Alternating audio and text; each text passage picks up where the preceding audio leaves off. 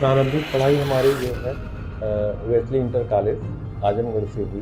फिर लखनऊ चले गए मेडिकल की तैयारी के लिए। 3-4 साल तैयारी की। इसके बाद तत्पश्चात जो हमको जो है वहाँ पे मेरठ मेडिकल कॉलेज से हमने MBBS किया। नमस्कार, मैं अपूर्वा, आप देख रहे हैं दिव्यांग जगत। आइए बढ़ते हैं कुछ खबरों की ओर। कहते हैं कि यदि हौसला बुलंद हो और कुछ करने का जज्बा हो तो कोई कार्य कठिन नहीं होता है। ये जरूरी नहीं है कि हमारे पूरे अंग सही हो तभी हम कुछ कर सकते हैं। दिव्यांग रहते हुए भी एक अच्छा मुकाम हासिल किया जा सकता है। उसी का उदाहरण है आजमगढ़ जनपद के हरैया की चुंगी निवासी शिव प्रसाद यादव के घर 4 जून 1980 को जन्मे संतोष यादव की कहानी, जो दिव्यांग होते हुए भी हार नहीं माने और आज मऊ में MBBS बनकर मेडिकल ऑफिसर पद पर तैनात होकर लोगों की सेवा कर रहे हैं। दिव्यांगता को लेकर ना हो निराश। उन्होंने बताया है कि मैं हर उन दिव्यांगों से कहूंगा कि अपने दिव्यांगता को लेकर कभी निराश ना हो। यदि आपका हौसला बुलंद है तो कोई कार्य कठिन नहीं है। आज के समय में यदि आप पढ़ाई करने में तेज हैं, तो आपको नौकरी कोई भी आसानी से मिल सकती है। प्रारंभिक पढ़ाई हमारी जो है वेस्ली इंटर कॉलेज आजमगढ़ से हुई। 12वीं पास करने के बाद फिर लखनऊ चले गए मेडिकल की तैयारी के लिए। वहाँ हमने फिर 3-4 साल तैयारी की। इसके बाद तत्पश्चात जो हमको जो है वहाँ पे मेरठ मेडिकल कॉलेज से हमने MBBS किया। और इसके बाद जो है 2012 से हम जो है सरकारी सेवा में हैं। सर, मतलब विकलांग होते हुए भी आपने मतलब मेडिकल की तैयारी की दौरान क्या क्या समस्याएं आई, लोग किस तरीके के कमेंट करते थे और फिर किसका सबसे ज़्यादा सहयोग रहा यहाँ तक आने? देखिए, थोड़ा दिव्यांगता थी हमारे अंदर, लेकिन कभी अंदर से मतलब ये हीन भावना कभी नहीं इसके आई कि हम और अंदर से काफ़ी हम मजबूत रहे। और यहाँ तक पहुँचाने में हमारे बड़े भैया नरेंद्र यादव जी और हमारे चाचा जी का बड़ा रोल रहा। उन्होंने कदम कदम पे मेरा साथ दिया और हमेशा मुझे प्रोत्साहित करते रहे आगे बढ़ने के लिए। और कभी मतलब शारीरिक अक्षमता से मैं कभी विचलित नहीं हुआ। कैसे सर ये मन में आया कि आपको डॉक्टर ही बनना है? डॉक्टर बनने का ख्याल ऐसा हुआ कि हमारे जो है बुआ जी के लड़के का सिलेक्शन जब वहाँ पे मेरिट कॉलेज में ही हुआ, तो तत्पश्चात मेरे चाचा जी ने भी कहा कि आप भी डॉक्टर बनिए।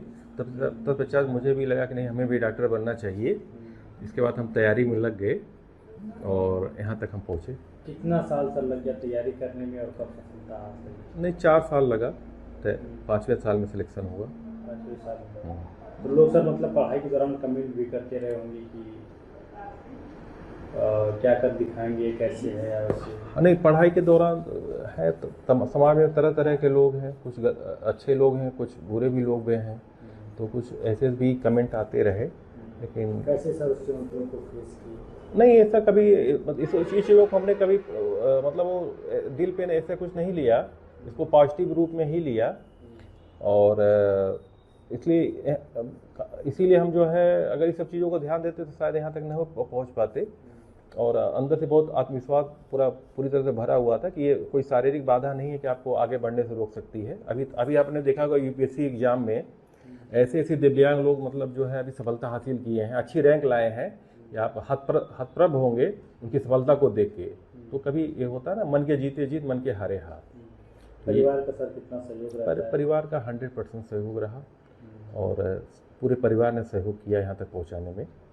बचपन में सर क्या सपना था कि क्या बनेंगे बड़ा होकर, और फिर अपने? नहीं, यहाँ तक जब हम 12वीं तक मतलब 12वीं में पहुँचे तभी ये मन में ख्याल आया जब कि डॉक्टर बनना है। उस हिसाब से जो हमने बायोलॉजी लिया 11वीं में, और फिर मेडिकल फील्ड में जाना था। तो इसके बाद फिर जो है मतलब 11वीं से हम माइंड में आया कि हमको डॉक्टर बनना है।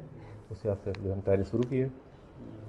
आप सब लोगों को मतलब इलाज करते हैं तो क्या महसूस करते हैं, क्या सोचते हैं? बहुत अच्छा फील होता है। अगर यही सोचते हैं कि अगर अपने को अगर कमज़ोर या समझे होते तो यहाँ तक नहीं पहुँच पाते, इतना लोगों को अपनी सेवा नहीं दे पाते जो है। तो और भी मैं ऐसे लोगों से कहना चाहूँगा जो दिव्यांगता से ग्रसित हैं, कभी अपने अंदर ही भावना न लाएं। ईश्वर ने उनको बहुत उनके अंदर अद्भुत क्षमता पैदा किया हम लोगों की तरह। बस इसको अपने को खुद को समझने की ज़रूरत है और जो है बाकी जो है सफलता आपको ज़रूर हाथ लगेगी। सर एक ही चेयर पे बैठ के और इतनी परेशानी झेल के आप पूरा दिन बैठे रहते हैं, मरीजों को देखते रहते हैं। ये एक तरह से ऐसी कोई बात नहीं है। थोड़ा सा ये भी एक तपस्या की 6-6 घंटा 7 घंटा कुर्सी पे बैठ जाना, और ये हमारे अंदर अपने अंदर के हौसले से ही सब पैदा होता है। तो ऐसी कोई बात नहीं है जो बाधक हो। उन लोगों को क्या कहेंगे जो मतलब दिव्यांग हो और कुछ बनना चाहते हो, कैसे? नहीं, बिल्कुल जो है अपने लक्ष्य की तरफ अग्रसर रहें, और बिल्कुल जो है आप भी अपने काम आप लोगों के ही तरह सोच रखें और अपने अंदर आत्मविश्वास मजबूत रखें, तो सफलता आपको मिलेगी। ऐसे तमाम समाज में आपके लिए उदाहरण पड़े हुए हैं। अब तक के लिए बस इतना ही। आगे खबरों को देखने के लिए हमारे चैनल को लाइक करें, शेयर करें, सब्सक्राइब करें। नमस्कार।